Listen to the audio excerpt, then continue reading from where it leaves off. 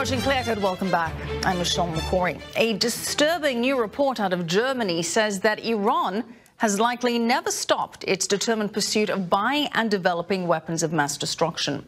A Bavarian intelligence agency says that Iran works along with North Korea and Pakistan to make contacts with tech firms in Germany who can help in those efforts, all while hiding their actual identities.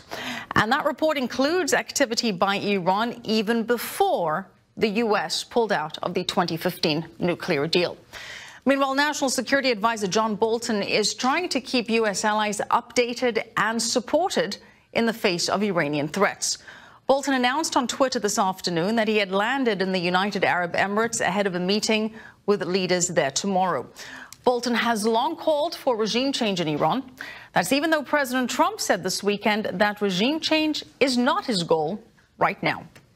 But there is little doubt that the Iranian regime is feeling perhaps its greatest pressure since the Islamist revolution in the country 40 years ago. And that pressure was crystal clear last week when Iran's supreme leader Ayatollah Ali Khamenei broke decades of tradition and named Iran's president and foreign minister in a speech where he blamed them and their handling of the nuclear deal for the nation's severe economic problems.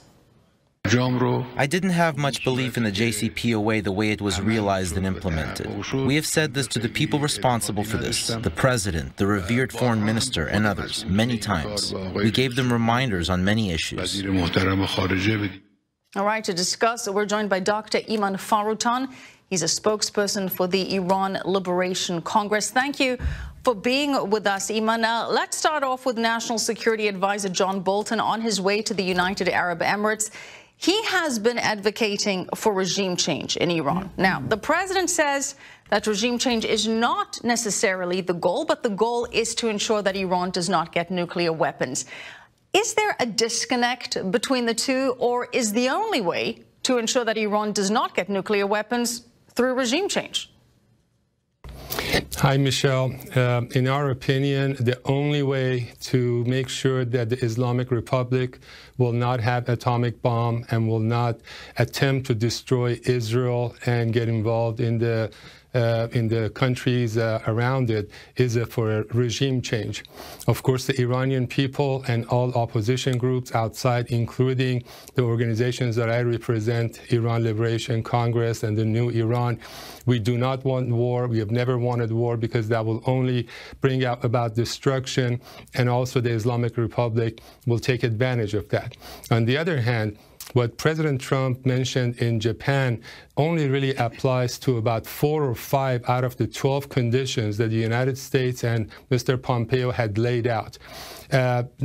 Having or not having nuclear bomb has different facets. Not only it applies to enriching plutonium, but it also stopping and ceasing the hard water reactor that they have, is giving full access to IAEA, that at any time they can go and visit any of the sites that Islamic Republic had, but also the missiles that they built, the missiles that they've been firing, getting involved with the Houthis in Yemen, moving and removing all their goods military forces out of Syria, stopping them, their support for Hamas and Hezbollah. So there's a very wide range of requirements for Islamic Republic if they want to actually get in talks with the United States.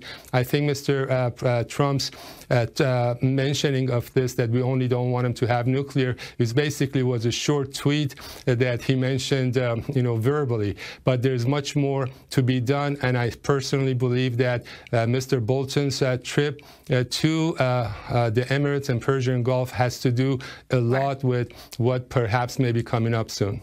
All right, I hear your point that we shouldn't take the president's agenda based on that soundbite alone, considering he has, in fact, in the past stated that there needs to be an end to Iran's destabilizing activities around the region, and not just with relations to a nuclear program. So we mentioned John Bolton is in the UAE for talks. What do you think is going to come out of this trip? We believe that as we all know, if United States had any other plans than, the peaceful negotiations, they wouldn't come up and actually say it, to the world on the news media. We believe that even the trip of the Prime Minister of Japan to Iran is not only discussions for potential talks, but basically giving them ultimatums of what they need to get done if they really want to avoid, harder measures in addition to all the economic sanctions that they have.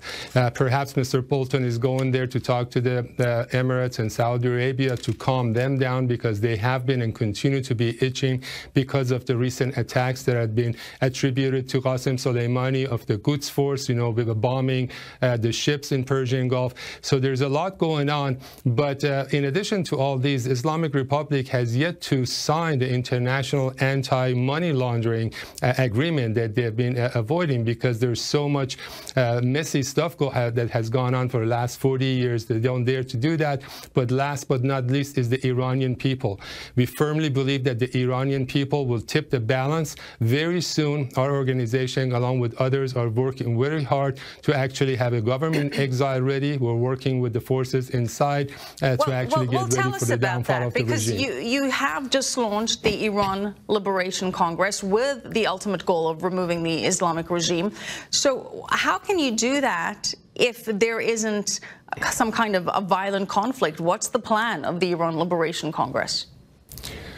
The plan is very simple, even though very, very detailed. First of all, we know that the people in Iran have been for many years, but mostly in the last few months and years, very upset with the government. They do not want this regime. They have been doing a lot of demonstrations, but they have been forced because of lack of coordination and some leadership from both inside and outside. They actually get, forced down by the government.